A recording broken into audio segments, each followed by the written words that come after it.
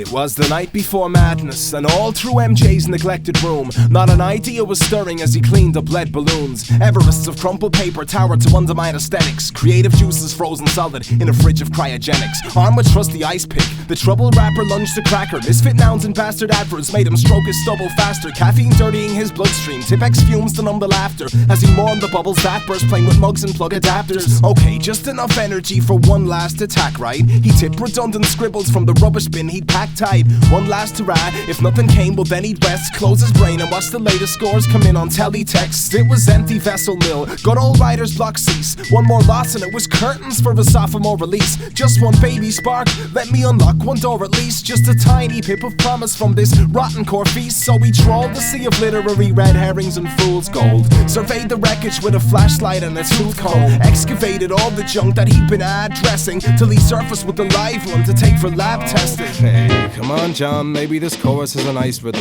The rest is airy-fairy, but these 8 bars have some life in them. Well, this one has some tasty imagery, that bit is wrong. I like this second section's tone, but it's a bit too like that song by what's his face. Okay, forget that. Ooh, look, that's quite a weird flow. Reminds me of that song I wrote the time I let my beard grow. That had some good ideas. If I took this and these and that and used that jazzy beat, I may just have a mediocre track. And so a mediocre track was pieced together over 7 cups of coffee and a slice of apple strudel.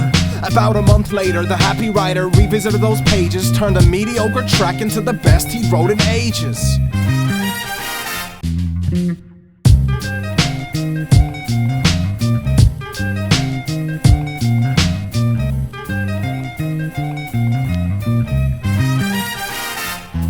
I traded in my groundhog and got a Doberman pincer. Slipped for primaries in black and white and had a crack at life. My complaints department's closed till further optimistic notice. I'll be digging in these quagmires till I've osteoporosis. Them bones need calcium, them lips need some version of green sleeves. Let me whistle while I work, crack my back, then hug my bird. And if that's all I do this week, then it'll be a proper clean sweep. One Granny Smith among a rotten bunch requires some sheen, please. That's it, choice selection, recognition of ripeness. Spotting the only sturdy wood among the trees is feckin' priceless. We need carpe diem at a time of hope and gloomy forecasts. If it's not on a plate, then I'm not cooking shit, they all rasp. But what do kids expect? All things bright and beautiful to jump out and fuck them with the strap-on military warcraft. Flies nourish on feces, that's called maximum yield. Excuse the vulgarity, no, you're fine, we'll leave it be.